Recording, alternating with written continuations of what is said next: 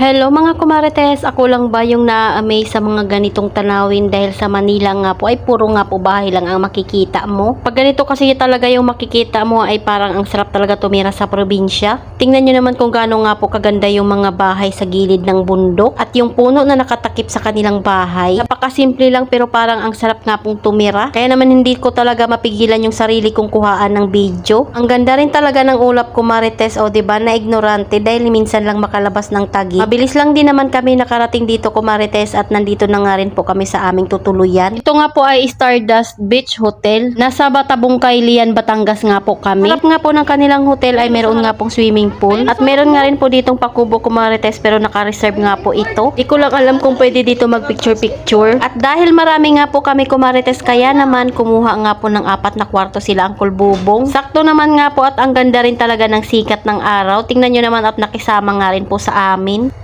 Ayan, ito nga po yung aking lola at yung aking tita, kapatid nga po yan ni mama sa Tidayday. At yung naka-orange naman nga po ay kasama nila Uncle Bubong sa bahay. Naku, at sobrang excited na nga po yung mga bata na mag-swimming. Ayan, at papunta na nga rin po kami kumarites sa aming tutuluyan. Kung wala pang manlibre sa amin ay hindi naman namin ito may experience. Kung makikita nyo nga kumarites ay ang dami talaga namin. Ayan pala yung lolo ko, yung papa ng mama ko. O diba sa mga bata pa lang ay masaya na. Syempre at isasama ko kayo sa aming tutuluyan. At yung lola ko nga po ay absent na muna ngayon sa kanyang marites. Yung nakahidba naman nga po kumarites ay yung mama ko. Nagpahinga muna ang inyong tindera ngayon at sarado muna ang ating munting tindahan.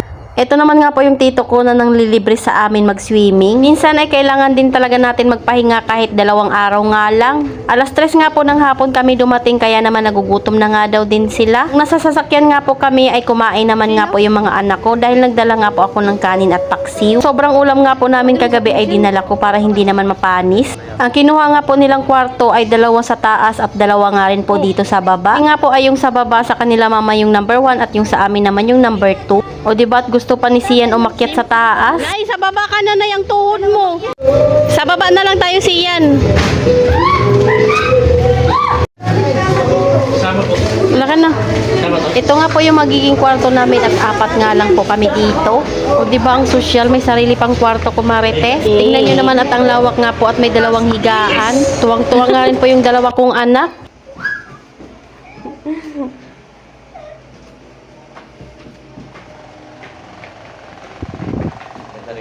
Sana may laman to, rep.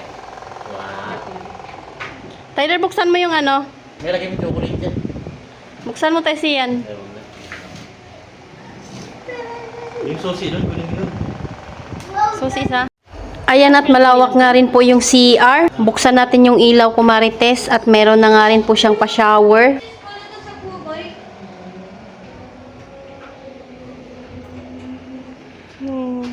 Meron na nga rin po TV at initan ng tubig tapos meron nga rin pong kasamang maliit na ref. Sakto naman nga po yung mga dala namin ay kailangang ilagay sa ref. May nakalagay na nga rin po dyan kumarites na tubig. At dahil mahilig tayo sa kape kumarites kaya naman kailangan natin magtimpla ng kape. Sabi nga ni Jowa ay magiinit nga daw siya ng tubig. Ganito nga rin po sila kumarites. Sabi nga ni Mama ay tignan ko nga rin po yung kwarto nila. 2 nga lang po sila dyan kumarites ng kanyang jowa. Ito nga rin po yung itsura, kagaya lang din naman sa higaan namin. May 2 higaan nga rin po iyan kumarites at meron nga rin po iyang bintana. At dahil kagaya lang naman ito sa higaan namin, tingnan din natin yung labas. Maluwag din naman ito kumarites, tara at umakyat nga tayo. Ito po pala si Ate Mitch. Ayan at si Kian at si Uncle Bobong. Tara at samahan nyo akong umakyat sa taas para makita nyo naman yung kwarto sa taas. Doon nga rin po sa taas ay pwedeng kumain. Ito naman nga po yung napili nilang kwarto. O diba ang saya ni Madam Iliang? Syempre at kailangan din natin silipin yung kanilang higaan. 4 nga po yung kinuha nilang higaan, yung katabi nga po ng kwarto nito ay kinuha din nila. Tapos dito nga po ay pwedeng kumain. Tingnan nyo naman yung bunso ko at excited at baka nga may mabasag siya. May nalalaman pa nga itong patalon-talon. Malawak at maaliwalas din naman dito kumarites. Tara at baba naman tayo kumarites pagkatapos dito sa taas. Ayan at si Jowa nga po ay inaakyat niya na nga po yung aming pagkain. Pakalat-kalat na rin talaga itong anak ko at nakabihis na at gusto na ngang mag-swimming. Sabi ko nga kay Jowa ay iayos niya na yung mga nadala naming pagkain. Dahil kailangan talaga ito i-ref. Buti na lang talaga yung mga kwarto ay may kasama nga pong mga ref na. Sa freezer yan.